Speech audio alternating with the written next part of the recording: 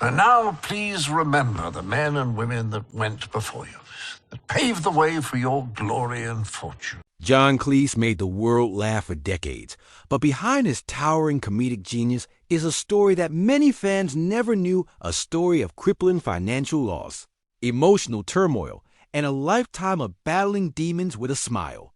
The man who co-created Monty Python and brought Basil Fawlty to life, now 85 years old, lives a life far from the security you'd expect. Despite earning millions, Cleese is surprisingly poor. He calls his tours Alimony Tours, a reference to the brutal divorce settlements that stripped him of over $25 million. One of his ex-wives walked away wealthier than him. Now, instead of enjoying retirement, he's still performing just to survive. John Cleese was born on October 27, 1939, in the English seaside town of Weston-super-Mare. His father, Reginald, changed their last name from Cheese to Cleese to avoid ridicule. John grew up in a strict, financially modest household where appearances mattered. That pressure to fit in would shape his lifelong obsession with class and absurdity. By age 12, Cleese was already 6 feet tall, awkwardly towering over his classmates. Kids called him Beanpole and Skyscraper, and teachers saw him more as a curiosity than a child. Too big for standard desks and uniforms, Cleese learned early what it meant to be different. Humiliated, he slouched to appear smaller and began using humor as a weapon to deflect, to survive, and eventually, to shine. His wit became his armor. At school, he honed his timing in front of a mirror. His parents had no idea they were raising a future comedy legend, though his father quietly admired his ability to talk his way out of trouble. At Clifton College, Cleese excelled in Latin, English, and cricket, earning a scholarship to Cambridge to study law. But everything changed when he joined the Footlights comedy troupe. There, he met Graham Chapman, and together they began writing some of the most brilliant, absurd, and lasting sketches in British comedy. It was Chapman who turned Cleese's sketch about a broken toaster into the infamous Dead Parrot routine, a cultural landmark that would even be quoted by Prime Minister Margaret Thatcher. The group's stage show Cambridge Circus led to performances in London's West End, New Zealand, Broadway, and even the Ed Sullivan Show. But it wasn't until Monty Python's Flying Circus debuted in 1969 that Cleese truly found his audience. With its bizarre, structureless, and fearless comedy, Monty Python didn't just entertain, it changed television forever. Over 45 episodes, Cleese became the face of a new form of humor. But behind the absurdity, there was pain. Chapman's alcoholism worsened. During filming of Monty Python and the Holy Grail, Chapman was so ill from withdrawal that a body double had to replace him for physical scenes. Cleese admitted that he was exhausted from covering for his friend. When Chapman died at 48, it wasn't just a tragedy. It was a deep personal loss for Cleese, who had to carry on without the man who shaped so much of his early success. Cleese eventually walked away from Monty Python, feeling the show had run out of fresh ideas. But just when it seemed his career might slow down, he created the masterpiece Fawlty Towers.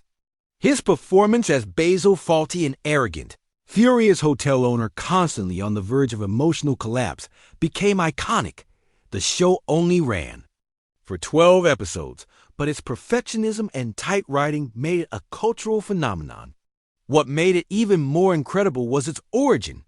Basil was based on a real-life hotel owner, so rude that he once threw a timetable at a guest and hit a ticking suitcase in the garden, thinking it was a bomb. Cleese and his first wife, Connie Booth, wrote the show together. Booth played Polly, the calm in Basil's storm.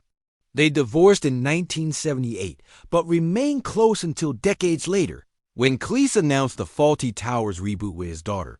Without telling Booth, she found out through the news. That silence revealed how complicated their relationship had become. Cleese remarried twice more, and that's where his fortune began to crumble. His second divorce was financially painful, but nothing compared to the third. In 1992, Cleese married Alice Faye Eichelbarger, Pairs, a psychotherapist who once warned him she had a black heart. When they divorced in 2008, Cleese lost nearly everything: his home in Holland Park, properties in New York and California, and over $20 million in cash and payments. Alice Faye walked away wealthier than Cleese himself. He once remarked bitterly, "What I find so unfair is that if we both died today, her children would get much more than mine." It was a financial massacre, and one that left him performing live shows well into his 70s just to stay afloat. Suddenly, the man who had brought laughter to millions was reading jokes off a teleprompter, exhausted and depressed. He moved into a small flat in Sloane Square. He didn't own a car. He didn't even own his own home. "I'm surprisingly poor," he confessed. The pressure pushed him to the edge. He considered suicide and sought treatment. But in true Cleese fashion, he kept going. He created a tour called the Alimony Tours, performing in cities across the UK and the world. The reviews were mixed, but the desperation behind them was impossible to miss. In 2012, he married Jennifer Wade, a jewelry designer 31 years his junior. He gave her their Chelsea flat to make her feel secure, even though it left him with little. For himself, it was his way of ensuring that at least one woman in his life never had to worry. Still, Cleese kept one luxury: stem cell therapy. For over 20 years, he spent about $17,000 a year in Switzerland, believing it keeps him young. In total, he spent over $340,000 on the treatment. He swears by it, but it's a rare indulgence in a life increasingly defined by loss. The emotional toll of old age has hit him hard. In recent years, Cleese has watched friend after friend pass away. Names like Jeffrey Palmer, Joan Sanderson, Ken Campbell, and Bernard Cribbins. Every time someone came up, I thought, are they still alive? And they weren't, he admitted. It made him depressed, not just because of the individuals, but because it signaled the end of a generation. "Old age is a massacre," he often says, quoting Philip Roth. And Cleese, always blunt, believes no one can prepare for it. Health scares have come too. In 2020, Cleese had surgery to remove a cancerous tumor from his leg. He laughed it off on Twitter, calling it a scratch. But the scares remind him just how fragile life is. He's faced prostate cancer concerns before, and at 85, he knows every year is borrowed time. Still, he keeps working. He hosts the Dinosaur Hour on GB News. He's producing stage versions of Life of Brian and A. Fish Called Wanda. He tours internationally, sometimes earning up to $750,000 a year, money he still needs.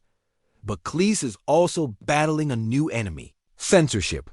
In 2023, controversy erupted when he refused to cut the Loretta scene from his Life of Brian stage adaptation.